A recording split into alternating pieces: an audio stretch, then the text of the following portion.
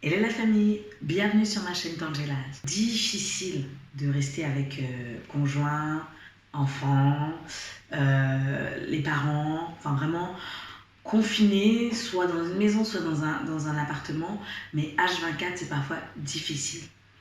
Justement, moi j'ai envie de dire que pendant ce temps qui est difficile, eh ben, Dieu nous donne le temps de pouvoir faire tout ce qu'on n'a pas le temps de faire.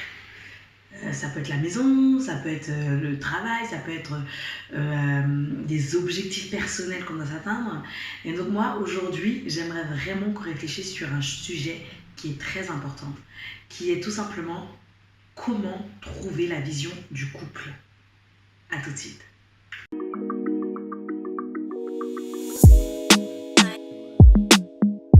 Souvent, on se met ensemble parce qu'on s'aime, on se kiffe, on se trouve attirant, bla bla bla bla, love to love to love. Mais après ce moment de love, réellement, est-ce qu'on se pose les vraies questions? C'est-à-dire, qu'est-ce que je vais faire avec cette personne?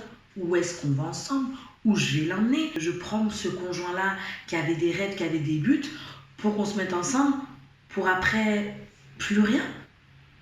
Franchement, ça sert à quoi? Love to love, on ne peut pas vivre d'amour et d'eau fraîche éternellement. On doit bien faire quelque chose ensemble, n'est-ce pas? C'est comme pour moi imaginer un chef pâtissier. Voilà, un chef pâtissier qui se réveille tôt le matin, qui se prépare, qui est là, il va aller au boulot, ok? Il va dans son labo. Un labo, c'est une grande cuisine pour les pâtissiers ou les cuisiniers. C'est là où on travaille, on appelle ça le laboratoire, ok? Donc, il va dans son labo, il se prépare, il met sa belle tenue toute propre et tout. Toute son équipe est là, ok? Qui l'attend parce que c'est le chef, c'est lui, c'est le colonel, c'est lui qui donne les ordres. Vous voyez ce que je veux dire? C'est la tête. Il arrive, toute son équipe est là, elle attend et tout. Et il est là, il se pose, tout prêt, tout bien, tout pis. Son équipe le regarde en disant, bah les chefs, on commence par quoi, on fait quoi? Et là, le chef, donc en général, les chefs pâtissiers se réveillent à des 4h, 5h du matin, enfin, tout dépend de où est-ce qu'ils sont, on va dire un pâtissier classique. Il est là, il les regarde, et il dit quoi? Bah en fait, je sais pas quelle pâtisserie on va faire aujourd'hui. Sachant que les clients viennent quand même à partir de 9h, ou des fois même 8h30, des fois même 7h30, ok? Lui, il se lève, et il dit, bah, je sais pas quelle pâtisserie on va faire aujourd'hui. Je sais même pas quelle pâtisserie. Oui, qu'est-ce qu'on va faire aujourd'hui? Toute son équipe, tous ceux qui travaillent avec eux, vont le regarder en disant, non mais il est fou. Il s'est réveillé tôt, il a mis sa belle tenue, il nous a fait rêver tôt, nous lever tout ça, il nous a vendu du rêve, pour finalement rentrer dans son labo qui est magnifique pour dire, je sais pas ce qu'on va faire. Non mais attends, c'est bizarre. Ok? Première étape, on commence par, j'appelle ça l'étape, le brainstorming. Chacun de votre côté, vous écrivez dans un cahier. Donc là, on est vraiment le monsieur d'un côté, la madame de l'autre. Vous prenez un cahier chacun et vous écrivez différents thèmes. Carrière, santé, finances, famille, enfants, loisirs, développement personnel, religion, enfin bref. C'est à vous de voir. Et dans chaque thème, vous écrivez ce que vous avez envie de... ce que vous souhaitez en fait. C'est-à-dire avec 3 catégories, ok? 3 sous-catégories. Être, ce que vous voulez être, ce que vous voulez avoir et comment vous allez faire. Être, avoir, faire. Là, en fait, no limit. Vous mettez les rêves les plus fous. Même si on sait très bien que vous n'allez pas les réaliser, mais c'est un papier. Vous devez décrire tout ce que vous souhaitez faire, tout ce que vous imaginez. Il n'y a pas, rien n'est impossible, comme on dit. Vous mettez, si vous voulez aller marcher sur la lune, vous mettez marcher sur la lune. Point barre. Il n'y a pas de limite. Vous écrivez seulement. Attention, cette étape, ça va prendre vraiment un certain temps. Mais c'est pas grave. Vous devez mettre surtout les choses qui vous motivent, qui vous passionnent, ce qui est vraiment essentiel pour vous. Donc vraiment, j'ai envie de dire que cette étape, elle est très importante. Et surtout, ne faites pas de tri à cette étape-là. Si vous arrivez à la case santé, mettez tout ce que vous voulez, vos objectifs par rapport à la santé. À la case développement personnel, vous mettez tout. À la case carrière, vous mettez tout. Même si la carrière que vous faites aujourd'hui ne correspond pas à ce que vous voulez, mais mettez, ok? Mettez tout. C'est vraiment ce qui vous correspond, vous, ok? Maintenant, nous allons passer à la deuxième étape qui est partager vos rêves. Oui, partagez vos rêves. Même si la liste, elle n'est pas complète, elle n'est pas terminée, mais ce que vous avez écrit dans un peu chaque catégorie, le peu que vous avez écrit, eh ben, c'est essentiel qu'à ce moment-là, vous puissiez vous les partager, votre conjoint et vous. Vous avez trouvé la bonne personne, vous êtes là ensemble, love to love, vous avez vu des petits points similaires, et bien maintenant il est temps de trouver la vision pour avancer quelque part ensemble. Et c'est important. Et maintenant on arrive à l'étape numéro 3, celle que je préfère, c'est la discussion. C'est le temps où vous allez discuter, où vous allez parler de vos rêves l'un l'autre. Pendant que votre conjoint parle, il est essentiel d'écouter. Oui, je le dis bien en gros. Vous devez écouter ces projets. Concentrez-vous sur ce qu'il vous dit. C'est très important. On ne le juge pas, on respecte ses rêves. Et surtout, si jamais on veut ouvrir notre bouche parce qu'on aime trop parler et dire « Ah, mais je comprends pas rien », non. Là, c'est juste pour essayer de demander des explications sur son projet. C'est très important.